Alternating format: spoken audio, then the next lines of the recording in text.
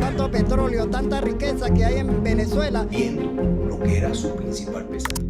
ایک ایسا ملک جو پہلے تو کافی زیادہ امیر تھا لیکن پھر دیکھتے ہی دیکھتے اس ملک کی امیری غریبی میں بدل گئی۔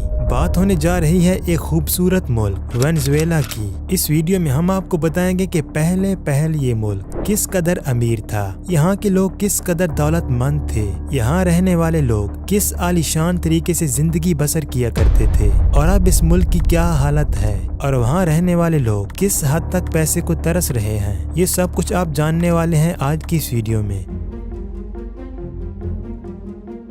جنوبی امریکہ کا ملک وینزویلا جو سال 1950 کی دہائی میں کافی زیادہ ترقی پذیر ملک کہلایا جاتا تھا، وہاں کے لوگ پیسے کی کمی نہ ہونے کے باعث کافی زیادہ خوشحال زندگی بسر کر رہے تھے۔ وینزویلین لوگوں کے پاس اس قدر پیسہ تھا کہ وہ سالانہ آمدنی کے لحاظ سے جنوبی امریکہ میں پہلے نمبر پر شمار کیے جاتے تھے۔ لوگوں کے پاس نہ صرف مہنگی گاڑیاں تھیں بلکہ وہ بڑے عالیشان گھروں کے بھی مالک تھے۔ مہنگائی کنٹرول میں ہونے کی وجہ سے لوگوں کو خریداری کرنے میں کافی آسانی ہوتی تھی۔ یہ وہ وقت تھا جب پورے وینزویلا میں بلند ترین عمارتیں اور روڈ تعمیر کیے جا رہے تھے۔ ملک میں بڑے ہسپتال اور تعلیمی ادارے بنائے جا رہے تھے۔ وینزویلا کی ترقی کا یہ عالم تھا کہ جدید ترین ممالک کے لوگ بھی اپنا ملک چھوڑ کر وینزویلا جا کر رہنا پسند کرتے تھے۔ اس وقت وینزویلا یورپ سے بھی اتنا آگے نکل چکا تھا کہ اگر یورپین لوگ وینزویلا گھومنے آتے تو ان کا واپس جانے کا دل نہ کرتا۔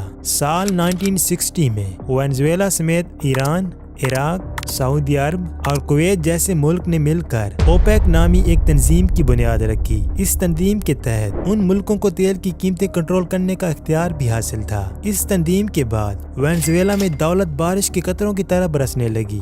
دنیا بھر کے بے شمار ممالک سے لوگ وینزویلا روزگار کی غرض سے آنے لگے۔ سال 1960 میں وینزویلین لوگوں کے پاس پیسہ اس قدر ہو چکا تھا کہ اگر انہیں کسی دوسرے ممالک کا وزٹ کرنا ہوتا تو وہ اپنے پرائیویٹ جہازوں پر سفر کرتے، اور یہ لوگ دنیا کے صرف بڑے لگژری مال سے ہی چیزیں خریدنا پسند کرتے۔ اس کے بعد دور آیا سال 1973 کا، جب عرب اسرائیل جنگ نے زور پکڑ لیا۔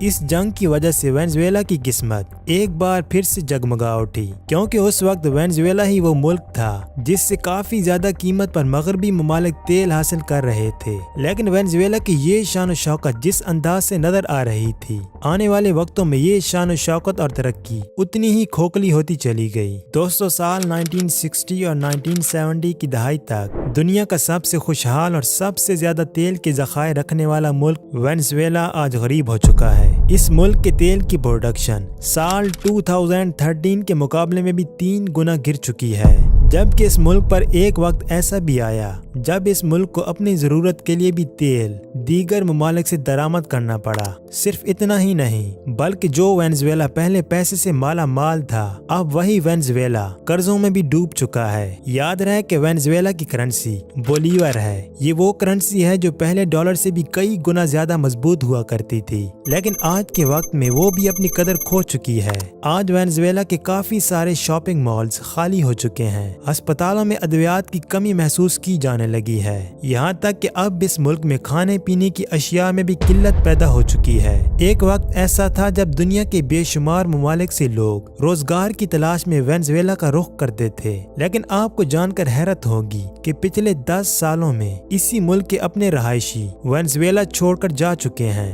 جو وینزویلین پہلے اپنے پرائیویٹ جہازوں میں سفر کیا کرتے تھے، ملک چھوڑتے وقت ان لوگوں کے پاس اتنے پیسے بھی نہ تھے کہ وہ کسی گاڑی میں سفر کر سکیں۔ ملک چھوڑنے والے لوگوں کے حالات اس قدر بگڑ چکے تھے کہ انہیں اپنی بچی کچھ چیزیں بیچ کر گزر بسر کرنا پڑا، یہاں تک کہ جو خواتین اکیلی رہتی تھیں انہیں اپنا اور اپنے بچوں کا پیٹ پالنے کے لیے مجبوراً جسم فروشی بھی کرنا پڑی۔ سال 2018 میں وینزویلا کی کرنسی اپنی قدر اس حد تک کھو چکی تھی ہوئی کہ لوگ کرنسی نوٹوں سے چیزیں بنا کر فروخت کرنے لگے۔ وینزویلین حکومت کے پاس اتنے پیسے نہ بچے کہ وہ ملازمین کو تنخواہیں دے سکیں۔ پہلے وینزویلین لوگوں کو اپنا مستقبل اس ملک میں کافی شاندار دکھائی دیتا تھا، لیکن اب اس ملک کے لوگوں کو معاشی وسائل نے خودکشی کرنے پر مجبور کر دیا ہے۔ اب آپ میں سے بہت سے لوگ یہ تو ضرور سوچ رہے ہوں گے کہ آخر اتنی دولت سے مالا مال ملک برباد کیسے ہوا؟ دراصل وینزویلا کی بربادی کا آغاز سال 1970 کی دہائی سے شروع ہوا۔ سال 1973 میں جب مغربی ممالک وینزویلا سے تیل حاصل کر رہے تھے تو اس وقت تیل کی قیمتیں بڑھنے کی وجہ سے اس ملک کی کرنسی کافی تیزی سے مضبوط ہونا شروع ہوئی۔ وینزویلین لوگ اپنا ملک چھوڑ کر بیرونی ممالک سے اشیاء خریدنے لگے۔ اب جہاں وینزویلا کے ایک سیکٹر پر کافی زیادہ فوکس کیا جا رہا تھا تو وہیں اس ملک کے باقی تمام سیکٹرز اگنور ہونے لگ پڑے تھے۔ اس وقت جب تیل کی آمدنی سے وینزویلا کی اکانومی خوب ترقی کر رہی تھی تو اس دور کے صدر جن کا نام کارلوس اینڈریس پیرز تھا، انہوں نے سال 1975 میں آئل کمپنیز کو نیشنلائز کرنے کا فیصلہ کیا اور ایک نئی کمپنی پی ڈی ویسا کی بنیاد رکھی جس نے تمام تر آئل کمپنیز کو اپنے کنٹرول میں لے لیا۔ اب وینزویلین حکومت کو تیل سے ہونے والی آمدنی یا تو سبسڈیز وغیرہ پر خرچ کرنا تھی یا تو پھر اس آمدنی سے مختلف صنعتی شعبوں میں سرمایہ کاری کرنا تھی۔ لہذا حکومت نے امپورٹ کے حوالے سے ایک پالیسی اپنانے کا فیصلہ کیا جس سے اس انڈسٹریز کو مزید ترقی مل سکے، لیکن بنائی جانے والی اس پالیسی کے تحت عام لوگوں کو کاروبار کرنے کا موقع نہ مل سکا۔ صرف وہ لوگ جن کے حکومت کے ساتھ تعلقات اچھے تھے، صرف وہی لوگ کاروبار کرنے میں کامیاب ہو سکے۔ سال 1980 میں جب تیل کی قیمتوں میں پہلی بار کمی واقع ہوئی تو حکومت کی بنائی جانے والی خراب پالیسی کھل کر سامنے آنے لگ پڑی۔ اس دوران ملک کی کرنسی بھی ڈالر کے مقابلے میں کافی تیزی سے گرنے لگ پڑی۔ وینزویلین حکومت نے بجائے اس پر غور کرنے کے اپنی بنائی جانے والی خراب پالیسیوں کا سلسلہ جاری رکھا اور انہی خراب پالیسیوں کے تحت وینزویلا جیسا امیر ترین ملک بربادی کی طرف جانا شروع ہو گیا۔ سال 1980 کی دہائی کے آخر میں ملکی حالات اس قدر ناساز ہو گئے کہ حکومت کو ملکی نظام چلانے کے لیے دیگر ممالک سے قرضے لینا پڑ گئے۔ سال 1999 میں وینزویلا میں ہیوگو چیوز نامی شخص کو اقتدار میں لایا گیا، لیکن انہوں نے بھی وینزویلا کا لیڈر منتخب ہونے کے بعد مختلف صنعتوں کے حوالے سے ایسی پالیسیز بنانا شروع کر دیں جس سے ملک مزید نقصان میں جانے لگا، جس کے خلاف سال 2002 اور سال 2003 میں احتجاج بھی کیا گیا۔ ہیوگو چیوز نے تیل سے حاصل ہونے والی رقم سے لوکل انڈسٹریز ڈیولپمنٹ کرنے کی بجائے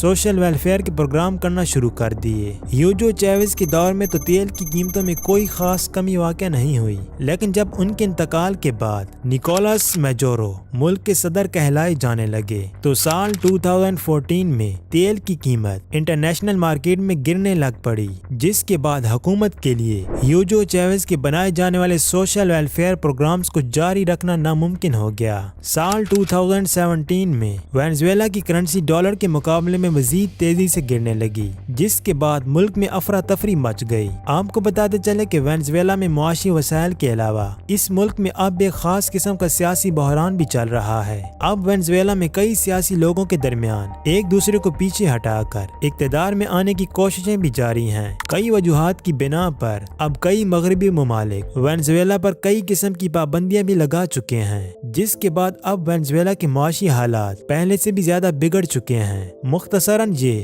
کہ وینزویلین حکومت کی بد انتظامی، خراب معاشی پالیسیز اور بیرونی ممالک کی مداخلت کی وجہ سے اب تیل کی دولت سے مالا مال ملک بے شمار قسم کے مسائل کا شکار ہو کر اب کافی حد تک غریب ہو چکا ہے۔ آج وینزویلا ملک دنیا بھر کے جدید ممالک کو اس بات کا سبق دے رہا ہے کہ بے شک کسی ملک کے پاس چاہے کتنا ہی تیل اور مختلف معدنیات کے ذخائر موجود کیوں نہ ہوں، اگر ملک کی حکومت ٹھیک پالیسیز نہ بنائے تو وہ ملک چاہ کر بھی کبھی بھی آگے نہیں بڑھ سکتا، اور جس ملک کی حکومت حکومتی انتظامات کو بہتر طریقے سے چلانے کے قابل نہ ہو، اس ملک کے مقدر میں صرف بربادی ہی دیکھنے کو ملتی ہے۔ دوستو، یہ تھی آج کی ویڈیو۔ امید ہے آپ کو یہ ویڈیو بھی پسند آئی ہوگی۔ ملیں گے اس طرح کی ایک اور نئی ویڈیو میں۔ خدا حافظ۔